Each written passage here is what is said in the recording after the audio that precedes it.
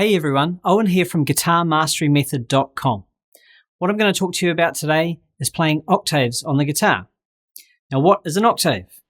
If we were, for example, to take a C at the 8th fret of the low E string and play up all the way to the next C, C, D, E, F, G, A, B, C, that note there, that C is one octave higher than that C there.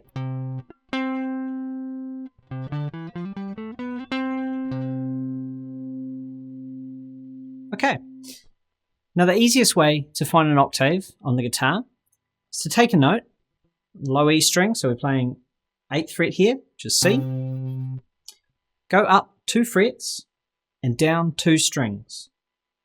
So up 2 frets, down 2 strings. It's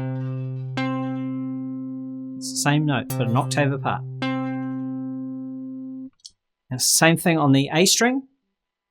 We go from the 8th fret, go up 2 frets to the 10th fret, down 2 strings to the G string. So we're playing 8th fret on the A string, 10th fret on the G string. Same note, an octave apart. Now because of the way the guitar is tuned, we change for the D and the G string. So 8th fret on the D, we now go up 3 frets and down 2 strings. So it's 11th fret on the B string, 8th fret on the D string. Up 3, down 2. Same on the G string as 8th fret, we go up 3 and down 2 strings. To the 11th fret on the E. So on the E string we went up 2 frets, down 2 strings. A string was the same, up 2 frets, down 2 strings. D string we went up 3 frets, down 2 strings. On the G string up 3 frets, down 2 strings. A very important part about playing octaves is to mute the strings that you're not wanting to hear. So for example, we'll play that same 8th fret on the low E string, 10th fret on the D string, and we don't want to hear this A string in between.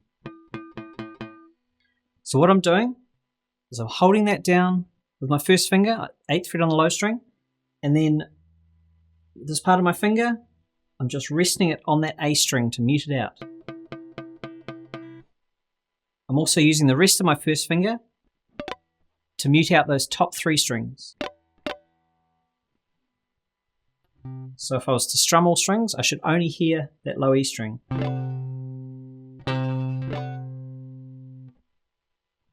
We then fret the octave at the 10th fret on the D string, and we should only hear these 2 because this finger is muting out all the other strings.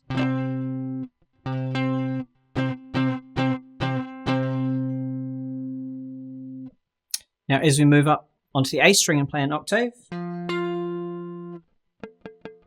mute out that D string and the top B and E strings with our first finger, but we also need to use the tip of our first finger just to mute off that bottom E string.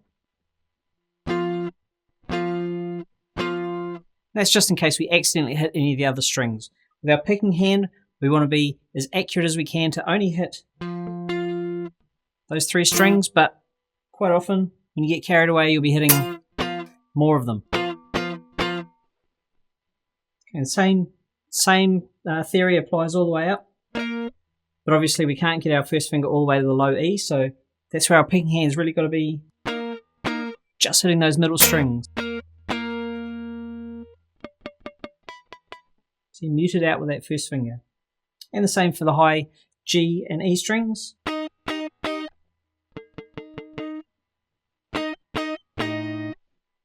Don't want to hit that one. Octaves are also a great way of learning all the notes on the fretboard. For example, if I was to play 3rd fret on the low E string, which is the note G, and then we go up 2 frets, down 2 strings, I now know that note there is G as well, because it's 1 octave higher than that low G. Then using our process of 3 frets up, 2 strings down. I also know that that note there is a G, because it's 1 octave higher than that one. It's also 2 octaves higher than that one. So just by knowing that one note on the E string, I already know 2 notes on the D and the B string. So you can move that up to the A, up 2, down 2, that's A. Up 3, down 2, that's A. Also, that's E, and that's E. Top 2 strings, your top string and your bottom string are both E. So any note that you play on the low string is exactly the same on that fret on the high string. G, G, A, B, B, etc., etc. So a really good way of working out where notes are around the fretboard. Right, now as always, we're going to take that technique and put it into a lick. Let me play it for you, and then I'll break down what I did.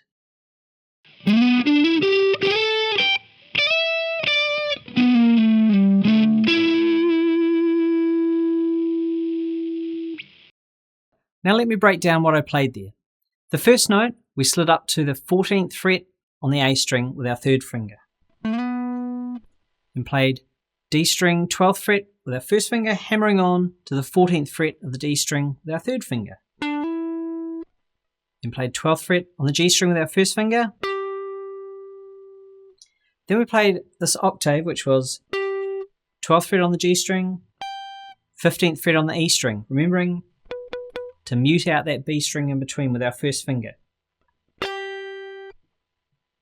Now we slide that up 2 frets.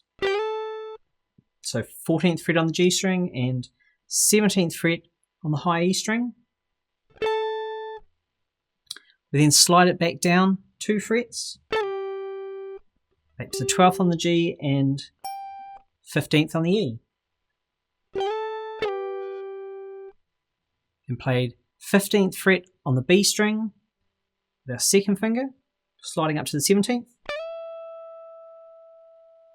Then slide back down to the 15th.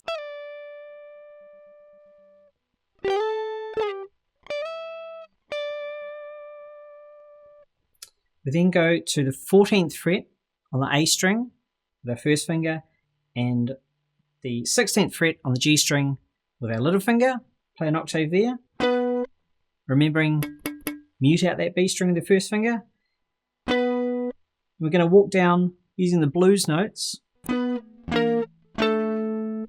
So that's 14th on the A string, 13th on the A string, 12th on the A string.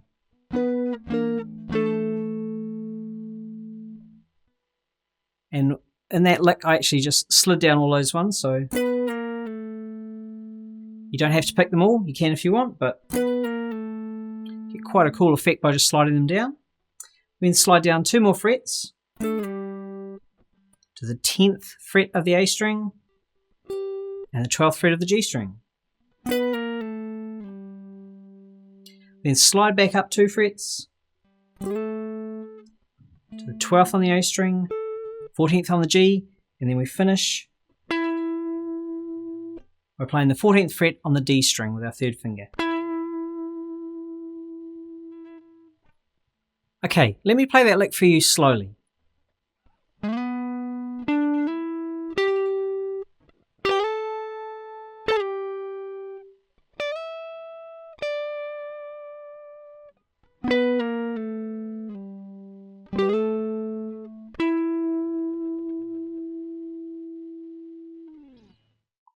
Thanks everyone for watching this video. I hope you enjoyed it and I hope you got a lot out of it. If you could just go ahead and click the subscribe button down below, you'll be notified of all our upcoming lessons and videos. Also, in the description box down below, I'll put a link to the guitarmasterymethod.com website to a guitar cheat sheet that you can use to really escalate your guitar practice sessions. Until next time, thanks guys.